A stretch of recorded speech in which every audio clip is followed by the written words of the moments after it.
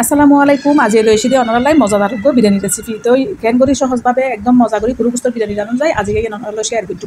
তো গুরু গুস্তর বিরিয়ানি রাঁধি বেলাই চলে এসি দি চুলত মেজে উকো ডেকসি দিয়ে দি দিলাম দে তেল একটু বেশি করে দিই তেল যাতে বিরিয়ানি পে মজা হয়। তো এই তেলই গরম হয়ে যাওয়ার পর দি দিলাম দে আদা রসুন পেঁয়াজ তারপরে তো দু দিন বাদামও দিলাম আর কি। তো আদা রসুন পেঁয়াজ বাদা বেকিন দি দিলাম দে প্রায় 1 কাপতুন বেশি হবো আর যাতে মজা হয়। তো একটু হসানোর পর দি দিলাম দে এই গুঁড়ো গুস্ত এনে প্রায় 1 কেজিতুন বেশি হবো আগতে হাড়ি ধুই পরিষ্কার করি এনে রাখি। তো এখন দি দিলাম দে পরিমাণ মতো লবণ একটু দেখি দিয়াম করবো কিনলেই বিরিয়ানি মশলার মাঝে লবণ তাহে।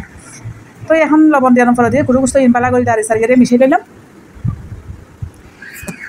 তো দিদিম যে আয় শানোর বিরিয়ানি মশলা আজি শানোর বিরিয়ানি মশলা দিয়ে রান্না করছুম। তো ইবের উদে গরু গুস্তর বিরিয়ানি আয় আসলে সবসময় এই যে গরু গুস্তর বিরিয়ানি রাঁধিলেও কিন্তু গরু গুস্ত সলর গুস্তর বিরিয়ানি মশলা দিয়ে রাঁধি যাতে বেশি মজা হয়। আসলে আনতে ইলে দিয়ে বেশি মজা লাগে মানে গরু গুস্তর মশলার তো এই সলর গুস্ত গরু গুস্তর মশলা দিয়ে বিরিয়ানি রাঁধিলে বেশি মজা লাগে। তো বিরিয়ানি মশলা ইন এখন দি ফেলাই গুঁড়া প্যাকেট দিয়ে এখন বালা করি লাড়ি সারিয়ে যাতে গোস্তর লয় মিশি যাবি এলে করে লাড়ি সারি মিশে ফেলাই। তারপর দিয়ে দিলাম দে প্রায় 1 কাপের মতো পানি গোস্ত ইনি জিবেল লাগে 1 কাপের মতো পানি দিয়ে তারপর লাড়ি সারি প্যাকেট মিশে দিই মিশিয়ে দিয়ে ফলে ডাকনা দিয়ে কুইয়ারে গুস্ত ইন পর্যন্ত রান্না করছি। এই তো আর গুস্ত ইন ওই গিয়ে এখন চলে এসে দিয়ে আই ভাত রান্না করি পেলাই চুলত ননস্টিক ডেক্সি দিই যাতে মেরে চলতে দিন লাগি না যায় পানি। তো এই ডেক্সি দিয়ে ফলে দিয়ে চুলত মেজে এই ডেক্সির মেজে তেল দিয়ে দিলাম প্রায় 3 টেবিল চামচের মতো 3-4 টেবিল চামচ মতো একখানা বেশি করে দিই। তো 1 মুঠোর মতো পেঁয়াজ কুচি দিয়ে বালা করি লাড়ি সারিয়ে বেরেস্তা করে লই। এই তো আর বেরেস্তা ওই গিয়ে বেরেস্তা হয়ে যাওয়ার পরে তুমি অর্ধেক আলাদা করে তুলি রেখুম পরে দিবেলাই। তো বেরাস্তা যখন ফল দিয়ে এখন দিলাম দে 1 কেজি ফুলচলি নাগতুন দুই তারপর এই বিচারে রাখিলাম 15 মিনিট তারপর পানি জড়াইয়ে রাখি। তো চলি দিয়ে ফল দিয়ে পরিমাণ মতো নুন দিয়ে তারপর লাড়ি সারিয়ে বালা করিয়ে বাজি লম ফুরিব। তো এলে করিয়ে বালা করিয়ে লাড়ি সারি ফুল বিরিয়ানি হয় ইন বাজি ললি কি হয় সরি গুণ বাতি গুণ মানে ফুরি যাবো গুই কিন্তু বাতি গুণ মানে জোর হইব চলি মানে সিদ্ধ হয়ে যাবো আর কি কিন্তু বাতি জোর যেতে আইব।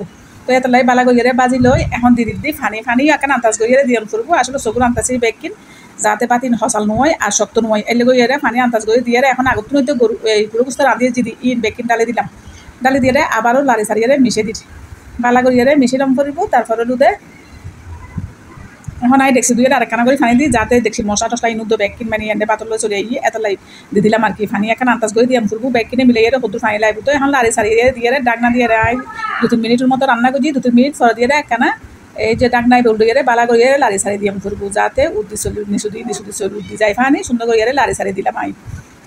তো লাড়ি সারি দিয়ে পর দিয়ে এখন ওই আগে ফেস বেস্তা তুলি রাখি দিয়ে এতুক দিয়ে দিলাম তারপর দিয়ে দিম দে মানে কেঁচামরিচ গুঁড়া কেঁচামরিচ ভাঙি দিতাম না বেশি জালো গুঁড়া লাই।